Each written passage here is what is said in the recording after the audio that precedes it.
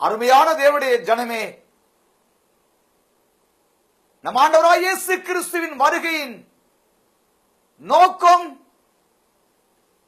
தம்முடைய வேத வசனங்களின் படியான வாழ்க்கை வாழ்ந்து தன்னை போன்ற மகிமையின் பிரசனத்தினாலே நிரப்பப்பட்டு தேவனுடைய வசனத்தினாலும் தன்னுடைய சாட்சியின் ஜீவிதத்தினாலும் தங்களை மணவாளுடைய மணவாட்டியாக ஆயத்தமாக்கிக் கொண்டு எதிர்நோக்கி காத்துக் கொண்டிருக்கின்ற தம்முடைய தேவ ஜனங்களை நம்மோடு சேர்த்துக் கொள்ள அதிசீக்கிரமாய் வரவிருக்கின்ற ரகசிய வருகைக்கு என்று நம் ஆண்டவர் நம் ஆயத்தப்படுத்தும்படியாய் அவருடைய வேத வசனங்களை கொண்டு இந்த நாளிலும் மணவாளனை சந்திக்க மணவாட்டியாக அவர் நம்மை ஆயத்தப்படுத்தி சேர்ப்பித்துக் கொள்ள நம்மை தகுதி அடைந்தவராய் காணப்பட செய்ய தம்முடைய வேத வசனங்களை கொண்டு நாளில் நமக்கு இரக்கம் செய்யும்படி மகிமையின் பிதாவாய் தேவனை நோக்கி ஜெபம் செய்வோம். ஒரு இமை இப்பொழுது. அன்பின் பிதாவே, ஒருவரும் சேரக்கூடாத ஒளியில் வாசமாய் இருக்கிறவரே, அந்த மகாபரிசுத்த ஸ்தலம் என்ற பாவிகள் ஒருவரும் பிரவேசிக்க முடியாத மகா உன்னதமானவரே, உயர் ஸ்தலங்களில் வாசமாயிருக்கிறவரே, ஒளிமயமான ராஜா, எவ்வளவு ஈரடி இல்லாத தந்தையே, உம்மை போன்ற வாழ்க்கை வாழ்கின்ற மனமாற்றியானவளை தன்னை சேர்த்துக் கொள்ள அதி சீக்கிரமாய் வர இருக்கின்றபடினால் வருகைக்கென்று எங்களை ஆயத்தப்படுத்தும்படி நம்முடைய வேத வசனங்களை கொண்டு போதித்து புத்தி சொல்லி ஆயத்தப்படுத்தி அருள எங்களை தாழ்த்தி ஒப்புவித்து மன்றாடுகிறோம். பேசும் பிதாவே, நாங்கள் கேட்கட்டும். துதி கன மகிமை எல்லாம் உமக்கே ஏறெடுக்கிறோம். இயேசு கிறிஸ்து நாமத்தில் மனத்தாழ்மையாய் மன்றாடுகிறோம் மகிமையின் பிதாவே. ஆமென், ஆமென். அருமையான தேவனுடைய பிள்ளைகளே, இந்த நாட்களிலே நம் ஆண்டவராகிய இயேசு கிறிஸ்துவின் வருகை குறித்தும், வருகையானது தனக்கென்று காத்துக் கொண்டிருக்கின்ற ரட்சிப்பின் வஸ்திரத்தை அணிந்து அந்த ரட்சிக்கப்பட்ட வாழ்க்கையில் அவரை நோக்கி வளர்ந்து அவருடைய மகிமின் சாயலுக்குள் மறைந்து கொண்ட வாழ்க்கை வாழ்ந்து கொண்டிருக்கின்ற தம்முடைய பரிசுத்தவான்களை மிகுந்த மனமகிழ்ச்சி உண்டாக்கும் விருந்தின் வழியாக மகிழ்ச்சியின் ஆரவார பெருக்கின் வேளையிலே மணவாளன் மணவாட்டியை தன்னோடு சேர்த்துக் கொள்ளும்படி, மணவாட்டி மணவாளனோடு சேர்ந்து கொள்ளும்படி அவர் நம்மை ஆயத்தப்படுத்தும்படியாய் வேத வசனங்களினாலே இந்த நாளிலும் நம்மோடு இடைப்பட்டு ஆயத்தப்படுத்திக் கொண்டு வருகின்ற தேவா தெய்வத்தை துதிக்கிறேன், சோதரிக்கிறேன். வேதாகமத்திலே வெளிப்படுத்தி விசேஷம் 19ஆம் அதிகாரம் 7ஆம் வசனத்தை நான் வாசிக்கின்றேன். நாம் சந்தோஷப்பட்டு கலிகூர்ந்து அவருக்கு துதி செலுத்த கடவோம். ஆற்றுக்குட்டியானுடைய கல்யாணம் வந்தது, அவருடைய மனைவி தன்னை ஆயத்தமணினாள் என்று சொல்ல கேட்டேன். சுத்தமும் பிரகாசமுமான மெல்லிய வஸ்திரம் தரித்துக் கொள்ளும்படி அவளுக்கு அளிக்கப்பட்டது. அந்த மெல்லிய வஸ்திரம் பரிசுத்தவானுடைய நீதிகளே. பின்னும் அவன் என்னை நோக்கி, ஆற்றுக்குட்டியானவரின் கல்யாண விருந்துக்கு அழைக்கப்பட்டவர்கள் பாக்கியவான்கள் என்று எழுது என்று வேதம் சொல்லுகிறது. கல்யாண விருந்துக்கு அழைக்கப்பட்டவர் பாக்கியவான்கள். அருமையான கடவுள் பிள்ளைகளே, இந்த வேத வசனத்தின் மூலமாக மணவாளனாய் இயேசு வரப்போகிறார். அந்த மணவாளன் தன்னுடைய பரிசுத்தவான்களை மணவாட்டியாக சேர்த்துக் கொள்ள ஆயத்தப்படுத்திக் கொண்டிருக்கிறார். இவள் அடையக்கூடிய பூர்ணமான மகிழ்ச்சியின் நிலையானது மணவாளனால் ஏற்படுத்தப்பட்டிருக்கிற கல்யாணத்தில் பகிர்ந்தளிக்கப்பட இருக்கின்ற உச்சிதமான உணவுப் பொருளை புசித்து, அதாவது அவருடைய மகிமை அங்கு அவரால் சேர்த்துக் கொள்ளப்பட்டவர்களுக்கு வைக்கப்பட்டிருக்கிறது. அந்த அவருடைய மகிமையை அணிந்து கொண்டு அவருடைய சாயல், அவருடைய ரூபம், அவருடைய மகிமை இவர் அனைத்தின் இன்பமாக புசித்து அவரோடு ஒன்றித்துக் கொண்டு வாழ்க்கை வாழ்கின்ற மணவாட்டியானவள் பாக்கியவதி, பாக்கியவான்கள், கல்யாண விருந்துக்கு அழைக்கப்பட்டவர்கள் பாக்கியவான்கள் என்று எழுது என்றே நாம் வாசிக்கின்றோம். அருமையான கர்த்தருடைய பிள்ளைகளே, ஆட்டுக்குட்டியாருடைய கல்யாணம் வந்தது. அவருடைய மனைவி தன் ஆயத்தம் பண்ணினார். இந்த விருந்திற்கு இந்த மகிமையின் மறுரூப சாயலை அணிந்து கொள்வதற்கு இந்த மணவாட்டியானவர் தன்னை ஆயத்தப்படுத்திக் கொண்டார் என்று நாம் அறிய முடிகிறது. தேவனுடைய பிள்ளைகளே, அவர் வருகின்ற வேளையில் அவருடைய மணவாட்டியானவள் அவரால் ஆயத்தமாக்கப்பட்டிருக்கிற விருந்து சாலையில் இருக்கக்கூடிய உச்சிதமான மகிமையின் சாயல், மறுரூபம் என்ற சாயல், நித்திய ஜீவன் என்ற வாசஸ்தலத்தின் வாழ்க்கை, இவைகள் அவள் அணிந்து கொள்ள இருக்கின்றபடியால், அந்த ஆகாரத்தினால் இவள் நிரப்பப்பட இருக்கின்றபடியால் இவள் பாக்கியவதியாக இருக்கின்றார். இந்த பாக்கியவதியாக மணவாளனோடு சேர்ந்து கொள்ள இருக்கின்ற அந்த வேலையை குறித்து, அந்த இமைப்பொழுதை குறித்து இந்த நாட்களிலே நாம் தியானம் செய்து கொண்டு வருகிறோம். அருமையான தேவனுடைய பிள்ளைகளே, அந்த விருந்து சாலையில் இருக்கக்கூடிய உச்சிதமான பொருள்களை நாம் பின்னொரு நாளில் தியானம் செய்ய ஆண்டவர் நமக்கு இரக்கம் செய்வார். இப்பொழுது அந்த உச்சிதமான பொருள்கள் என்ற பதார்த்தங்களை புசிக்க மணவாளன் மணவாட்டியை சேர்த்துக் கொள்ள வரும் வேலை குறித்து, அது கர்த்தருடைய நாள் என்றும் கிறிஸ்துவின் நாள் என்றும் நாம் கடந்த நாட்களிலே தியானம் செய்து இருக்கின்றோம்.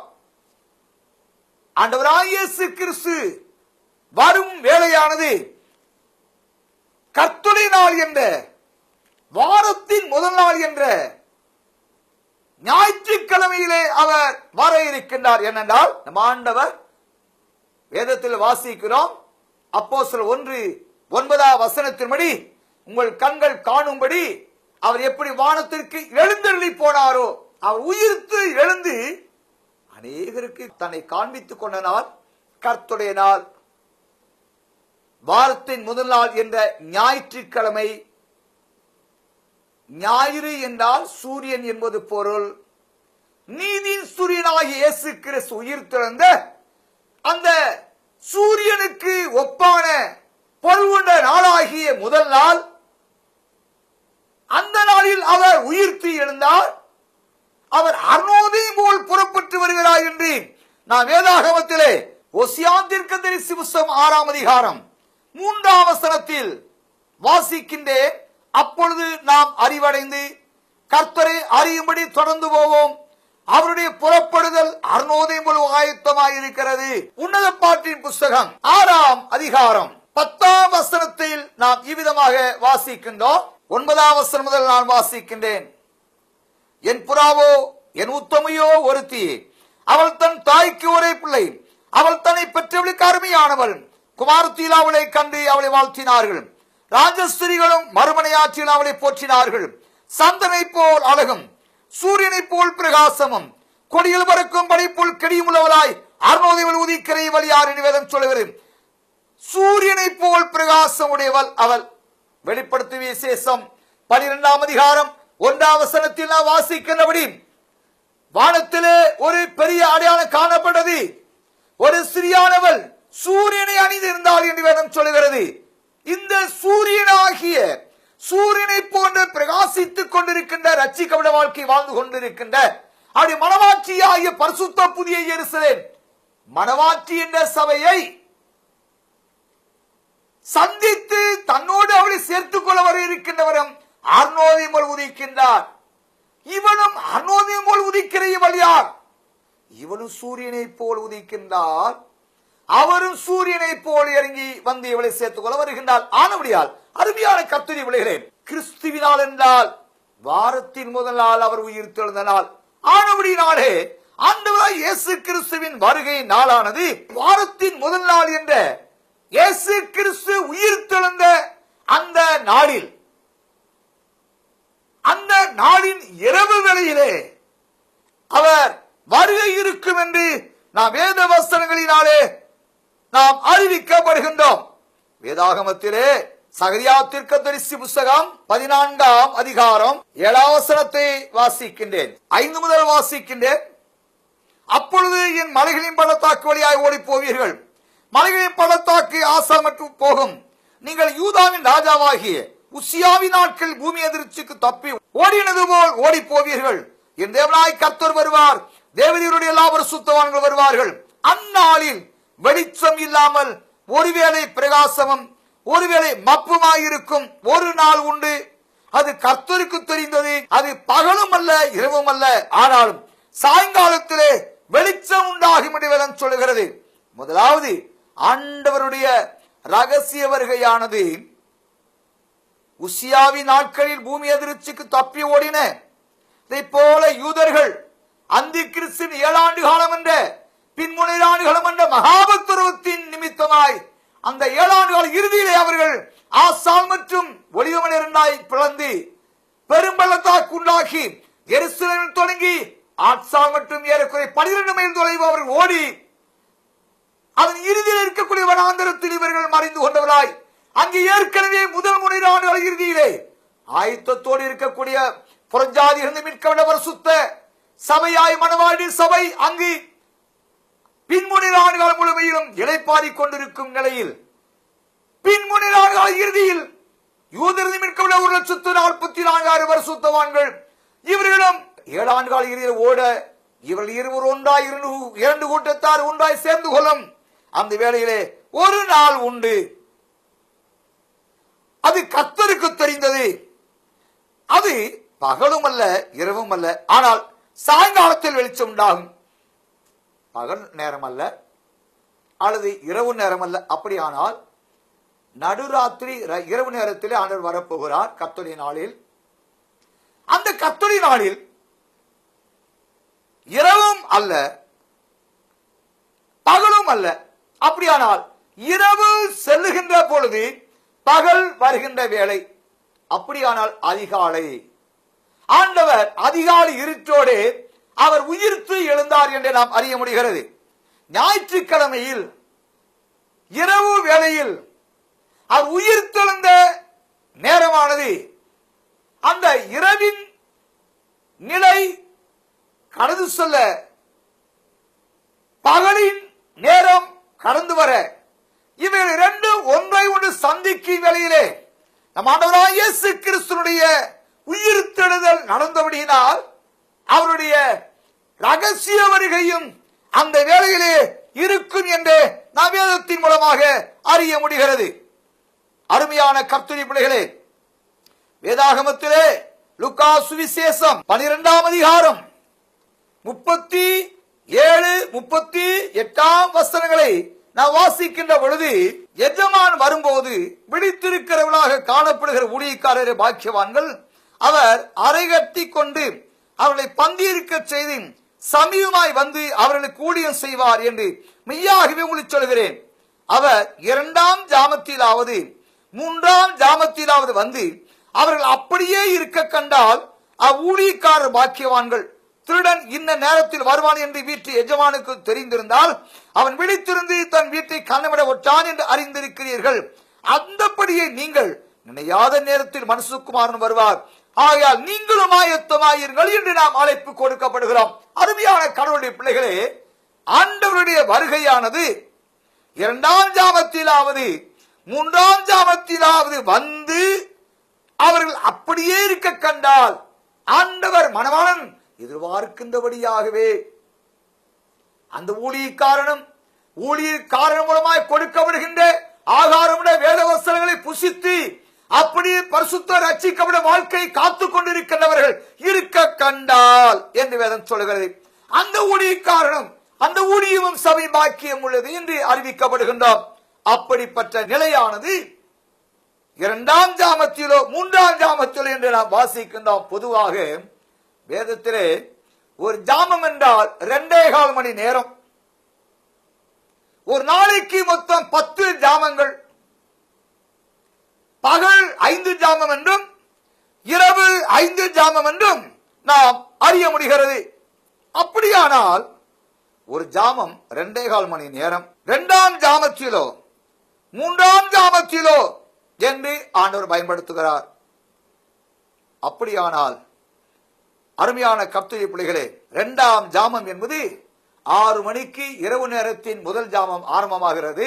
நடுராத்திரி நேரத்தில் நெருங்குகின்றதாக 2 ஜாமத்திற்கு 4.5 மணி நேரம், 3 ஜாமத்திற்கு 6.25 மணி நேரம்.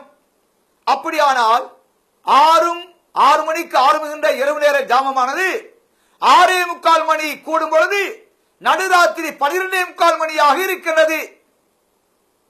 இன்னும் வேதத்திலே அநேகங்களில் வாசிக்கிறோம் 3ஆம் ஜாமத்திலோ 4ஆம் ஜாமத்திலோ என்று சொல்லப்படுகிறது. அப்படியானால் 4 ஜாமம் என்று சொல்லப்படுமானால் 9 மணி நேரம்.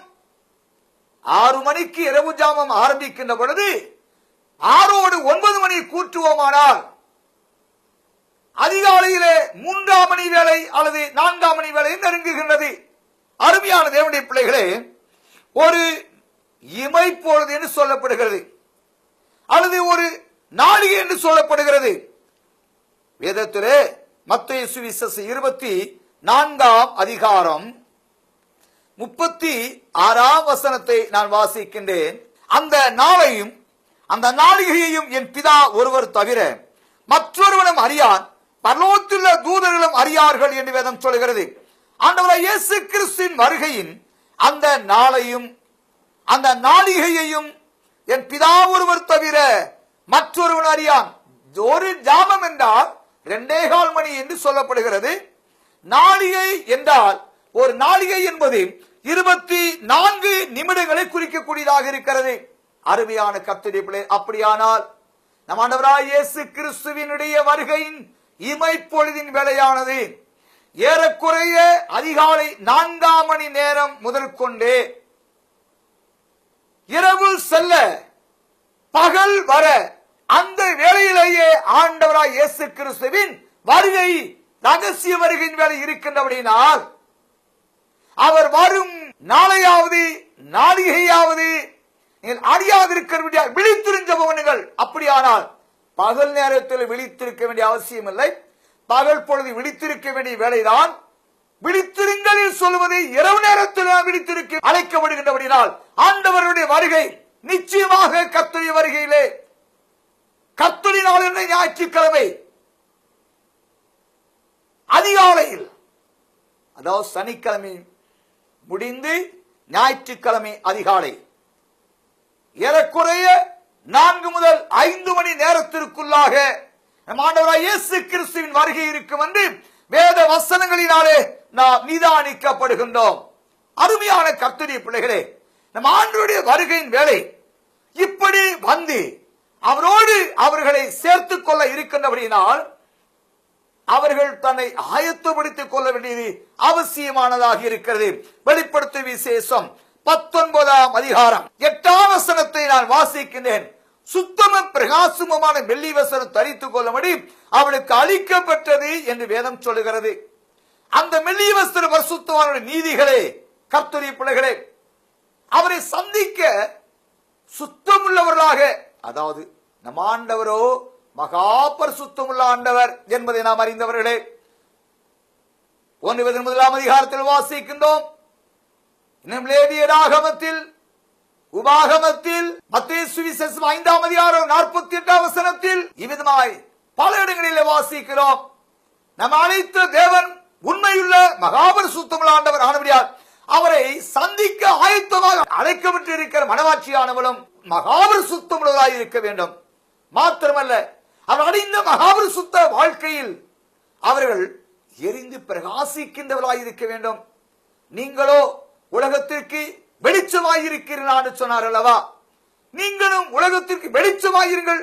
1 யோவான் 1ஆம் அதிகாரம் 5ஆம் வசனம் முதல் வாசிக்கின்றபடி தேவன் ஒளியாயிருக்கிறார், அவர் எவரை வேணும் இருள் இல்லை. நாங்கள் அவருடைய கண்டு உங்களுக்கு அறிவிக்க விசேஷமாயிருக்கிறது. அவர் ஒளியில் இருக்கிறது போல நாம் ஒளியிலே நடந்தால் ஒருவரோடு ஒரு ஐக்கப்பட்டு இருப்போம். அவர் ஒளியாயிருக்கிறார். அவர் பரிசுத்தமுள்ள நீதி சூரியனாக இருக்கிறார். அவரோடு சேர்ந்து கொள்ள வேண்டிய பரிசுத்த மனவாட்சியானவளும் அவர் இருக்கிறபடியே இவளும் பிரகாசிக்கக்கூடியவளாயிருக்க வேண்டும் அழைக்கப்படுகிறோம். மெல்லி வஸ்திரம் என்றால் ஏபோத் வஸ்திரத்திற்கு ஒப்பான பூர்ண பரிசுத்தம் என்றே நாம் அறிய முடிகிறது. கலிதரை ஒன்றுமில்லாமல் பரிசுத்தம் அற்றதுமான மகிமை அடைந்த வாழ்க்கை. அருமையான கர்த்தருடைய பிள்ளைகளே, இந்த ரகசிய வருகையானது இவ்விதமாக அவளை மனவாட்சியானவளை தன்னோடு சேர்த்துக் கொள்ள அவர் வருகின்றபடியினால் அவருடையவர்கள் எப்படி ஜீவித்து எடுத்துக்கொள்ள முடியும் என்று நாம் வேதத்தின் வழியாக தியானம் செய்ய ஆண்டவர் நமக்கு தொடர்ந்து இரக்கம் செய்வாராக. அருமையான தேவனுடைய பிள்ளைகளே, வேதாகமத்திலே 1 கொரிந்தியர் 15ஆம் அதிகாரம் 51வது வசனத்தை நாம் வாசிப்போமானால், இதோ ஒரு ரகசியத்தை உங்களுக்கு அறிவிக்கிறேன். நாம் எல்லாரும் நித்திரை அடைவது இல்லை, ஆயிலும் கடைசி எக்காலம் துணிக்கும் போது ஒரு நிமிஷத்திலே ஒரு இமைப்பொழுதிலே நாம் எல்லாரும் மறுரூபமாக்கப்படுவோம் என்று வேதம் சொல்லுகிறது. அருமையான கர்த்தருடைய பிள்ளைகளே, அவருடையவர்கள் ஒரு நிமிஷத்திலே ஒரு இமைப்பொழுதிலே மகிமின் மேல் மகிமடைந்து மறுரூபமாக்கப்படுவார்கள். வேதாகமத்திலே 2 கொரிந்தியர் 3ஆம் அதிகாரம் 18வது வசனத்தில் விதமாக வாசிக்கிறோம். நாம் எல்லாரும் திறந்த முகமாய் கர்த்தருடைய மகிமை கண்ணாடியிலே காண்பது போல கண்டு ஆவியாயிருக்கிற கர்த்தரால் அந்த சாயலாகத்தாமே மகிமின் மேல் மகிமடைந்து மறுரூபப்படுகிறோம் என்று வேதம் சொல்லுகிறது. மறுரூபம் என்ற ஆவிக்குரிய மேலான நிலையை அடைந்தவர்களே அவருடைய வருகையிலே சேர்த்துக் கொள்ளப்பட போகிறார்கள். அந்த மகிமை அடைந்த நிலை என்பது, அந்த நிலையை அடைவதற்கு ரட்சிக்கப்பட்ட தேவ ஜனங்கள் இந்த பூமியிலே வாழக்கூடிய வாழ்க்கையின் தன்மையானது கர்த்தருடைய மகிமையை ஒருவர் கண்ணாடிக்கு முன்பாக நிற்கும் பொழுது எப்படி தன் உருவத்தை எந்த ஒரு மறைவு இன்றி காண முடிகின்றதோ அதற்கு ஒப்பாகவே கிறிஸ்துவின் ரத்தத்தினால் மீட்கப்பட்டவர்கள் குறைவற்றவர்களாய் கரையற்றவர்களாய் பரிசுத்தமுள்ளவர்களாய் வாழ்ந்து குற்றமற்ற மாசற்ற ஆற்றுக்குண்டி ரத்தத்தால் மீட்கப்பட்ட இவர்கள் கிறிஸ்துவின் மகிமையை ஒரு கண்ணாடியை காண்பது போல இவள் கண்ட வாழ்க்கை வாழ்ந்து கொண்டிருக்கிறவர்களாய் இருக்க வேண்டும். கர்த்தருடைய மகிமையை கண்ணாடியிலே காண்கிறது போல கண்டு கண்ணாடியிலே கர்த்தருடைய மகிமை பார்க்கிறதற்கு ஒப்பான நிலையில் இவர்களுடைய அனுதின இமைப்பொழுதின் வாழ்க்கை முழுமையிலும் கிறிஸ்துவை முகமுகமாக தரிசிக்கக்கூடிய ஆவிக்குரிய வாழ்க்கை வாழ்கின்றவர்கள் மாத்திரமே, அவர்களை மாத்திரமே ஆவியானவர் ஆவியாயிருக்கிற கர்த்தரால் அந்த சாயலாகத்தாமே மகிமின் மேல் மகிமடைந்து மறுரூபப்படுகிறோம் என்று வேதம் சொல்லுகிறது. ஆவிக்குரிய சாயல் நம் ஆண்டவர் பிதாவின் மகிமை புரிந்தியவராக வரப்போகிறார். வேதாகமத்திலே 1 தெசலோனிக்கேயர் 3ஆம் அதிகாரம் 12, 13ஆம் வசனங்களை நாம் வாசிக்கின்றபடி இவ்விதமாய் நம்முடைய கர்த்தராகிய இயேசு கிறிஸ்து தமது பரிசுத்தவான்கள் அனைவரோடு கூட வரும்போது நீங்கள் நம்முடைய பிதாவாகிய தேவனுக்கு முன்பாக பிழையற்ற பரிசுத்தமுள்ளவர்களாய் இருக்கும்படி உங்கள் இருதயங்களை சிறப்படுத்துவாராக வேதம் சொல்லுகிறது. அருமையான கர்த்தருடைய பிள்ளைகளே, நீங்கள் நம்முடைய பிதாவாகிய தேவனுக்கு முன்பாக பிழையற்ற பரிசுத்தமுள்ளவர்களாய் இருக்கும்படி உங்கள் இருதயங்களை சிறப்படுத்துவாராக. நம் ஆண்டவராகிய இயேசு வரப்போகிறார். அவர் பிதாவின் மகிமை புரிந்தியவராக வரப்போகிறார். அவர் பரிசுத்த ஆவியானுடைய சாயல் ரூபம் மகிமை அடைந்தவராக வரப்போகிறார். அப்படியானால் தம்முடைய பரிசுத்தவான்கள் அனைவரோடும் வர இருக்கின்றபடியினால் அந்த அவரோடு இருக்கக்கூடிய பரிசுத்தவான்களுக்கு ஒப்பான பரிசுத்தம், அவருடைய மகிமைக்கு ஒப்பான மகிமை, இவைகளை அடைந்து கொண்டு இந்த பூமியிலேயே அவரோடு ஒன்றித்து வாழ்ந்து அவருடைய பரிசுத்த ஆலயமாக அவர் வாசமாயிருக்கிற பரிசுத்த பிதாவின் வாசஸ்தலமாக எபேசியருக்கு எழுதிய நிருபம் 2ஆம் அதிகாரம் 21ஆம் வசனம் 22ஆம் வசனத்தில் வாசிக்கின்றபடி அவர் மேல் மாளிகை முழுவதும் இசைவாய் இணைக்கப்பட்டு கர்த்தருக்குள் பரிசுத்த ஆலயமாக எழும்புகிறது. அவர் மேல் நீங்களும் ஆவியினாலே தேவனுடைய வாசஸ்தலமாக கூட்டி கட்டப்பட்டு வருகிறீர்கள். அப்படியானால் நம் ஆண்டவராகிய இயேசு கிறிஸ்துவின் வருகையிலே ஒரு நிமிஷத்திலே ஒரு இமைப்பொழுதே நாம் எல்லாரும் மகிமையின் மேல் மகிமடைந்து மறுரூபமாக்கி எடுத்துக்கொள்ளப்படுவோம் என்ற வேதவசனத்தின்படி எடுத்துக்கொள்ளப்பட ஆசிக்கின்ற ஆயத்தமாக விரும்புகின்ற கர்த்தருடைய பிள்ளையே, உங்களுடைய அனுதின ஜீவியம் ஆவியினாலே தேவனுடைய வாசஸ்தலமாக நீங்கள், தேவன் வாசமாக இருக்கிற மகா பரிசுத்த ஸ்தலமாக நீங்கள் கட்டப்பட வேண்டும் என்று தேவனாய் கர்த்தர் எதிர்பார்க்கிறார். கட்டப்பட்டவர்களாய் வேதாகமத்திலே நாம் வாசிக்கிறபடி 1 தெசலோனிக்கேயர் 5ஆம் அதிகாரம் 23ஆம் வசனத்தின்படி சமாதானத்தின் தேவன் தாமே உங்களை முற்றிலும் பரிசுத்தமாக்குவாராக. உங்கள் ஆவி ஆத்மா சரீரம் முழுவதும் நம்முடைய கர்த்தராகிய இயேசு கிறிஸ்து வரும்போது குற்றமற்றதாய் இருக்கும்படி காக்கப்படுவதாக. அருமையான கர்த்தருடைய பிள்ளைகளே, நம் ஆண்டவர் இயேசு தம்முடைய பரிசுத்த மகிமடைந்த பிள்ளைகளை சபையை தன்னோடு சேர்த்துக் கொள்ள வர இருக்கின்றபடினால் கர்த்தராகிய இயேசு கிறிஸ்து வரும்போது குற்றமற்றதாய் இருக்கக்கூடியவளாய் நீங்கள் உங்களை ஆயத்தப்படுத்த அழைக்கப்படுகிறேன். வேதாகமத்திலே நாம் வாசிக்கின்றோம். 1 பேதுருவின் புஸ்தகம் 5ஆம் அதிகாரம் 10ஆவது வசனத்தில் விதமாக வாசிக்கின்றோம். கிறிஸ்து இயேசுவுக்குள் நம்மை தமது நித்திய மகிமைக்கு அழைத்தவராயிருக்கிற சகல கிருபையும் பொருந்திய தேவன் தாமே கொஞ்ச காலம் பாடு அனுபவிக்கிற உங்களை சீர்படுத்தி சிறப்படுத்தி பலப்படுத்தி நிலைநிறுத்துவாராக. ஆம் கர்த்தருடைய பிள்ளைகளே, ஆண்டவர் அவருக்கென்று சிருஷ்டிக்கப்பட்ட தம்முடைய பரிசுத்தவான்களை சிருஷ்டித்த நோக்கம் தமது நித்திய மகிமைக்கு அழைத்தவராய் இருக்கிறார். பிதாவின் மகிமைக்கு ஏற்ற மகிமையை அடைந்து கொள்வதற்காக இவர்கள் சிருஷ்டிக்கப்பட்ட பரிசுத்தவான்கள். இந்த மகிமையின் வாழ்க்கை வாழ்கின்றவர்களே கிறிஸ்துவை 1 யோவான் 3ஆம் அதிகாரம் 2ஆம் வசனத்தின்படி அவர் வெளிப்படும் போது அவர் இருக்கிறவனமாக நாம் அவரை தரிசிப்பதால் அவருக்கு ஒப்பாயிருப்போம் என்ற வேதவசனத்தின்படி இந்த உலக வாழ்க்கையிலேயே ரட்சிக்கப்பட்ட வாழ்க்கையிலேயே நம் ஆண்டவரை முகமுகமா தரிசித்து அவர் மகிமையினாலே நிரப்பப்பட்டு மகிமையின் பிரசன்னத்தினாலே ஆராதிக்கக்கூடிய தேவனுடைய பரிசுத்தமும் மகிமையும் மகா வல்லமையும் மகத்துவமான பிதாவின் மகிமின் சாயலை அடைந்து கொண்ட ஆவியர் உண்மையோடும் ஆராதித்து வரிக்கின் ஆயத்தமாக்கூடிய சபையை பரிசுத்த புதிய மனவாற்றின் ஆவியர் எழுதி வைத்திருக்கிற சபையை அவர் சேர்த்துக் கொள்ள வருகின்றபடியால் தேவச்சனமே உன் ஆண்டவரை சந்திக்க ஆயத்தமா? மகிமடைந்த வாழ்க்கை வாழ்ந்து அவரோடு முகமுகமாய் பேசி வருகை அறிந்து அவருடைய கலசத்த துணியை கேட்டு மறுபடிந்து சேர்ந்து கொள்ள நம் தேவன் அழைக்கிறார். தேவன் தாமே தம்முடைய வார்த்தையை ஆசீர்வதிப்பாராக. ஆமென். ஜெபம் செய்வோம். நேசிக்கிற அருமையான பிதாவே, நம்முடைய பரிசுத்தமான வருகையின் வேலை குறித்தும் ஆம் பிதாவே அந்த இமைப்பொழுது நாளிகை நேரத்தை குறித்தும் இப்பத்தாய் நாங்கள் அறிந்து கொள்ள எங்களுக்கு தயவு செய்து நன்றி. நம்முடைய பரிசுத்தமான வரிகளே மகிமடைந்தவர்களாய் மறுரூபத்தை அடைந்து சேர்ந்து கொள்ள நீங்களை எதிர்பார்க்கின்றபடினால் அந்த மேலான மகிமின் வாழ்க்கை அடைந்து கொள்ள எங்களை ஆயத்தப்படுத்த இந்த சத்தத்தை கேட்டுக் கொண்டிருக்கிற ஒரு தேவ ஜனத்தையும் ஆயத்தப்படுத்த கெஞ்சுகிறோம். துதி கன மகிமை எல்லாமே எடுக்கிறோம் இயேசு கிறிஸ்து நாமத்தில் வளர மகிமின் பிதாவே. ஆமென். ஆமென். ஜெப உதவி மற்றும் விசிடி தேவைக்கு தொடர்பு கொள்ள பாஸ்டர் ஐ ஆசீர்வாதம் 181 கீழ் 1 பெத்தேல் ஹோம் தியாகராய நகர் காந்தி கிராமம் திண்டுக்கல் மாவட்டம்.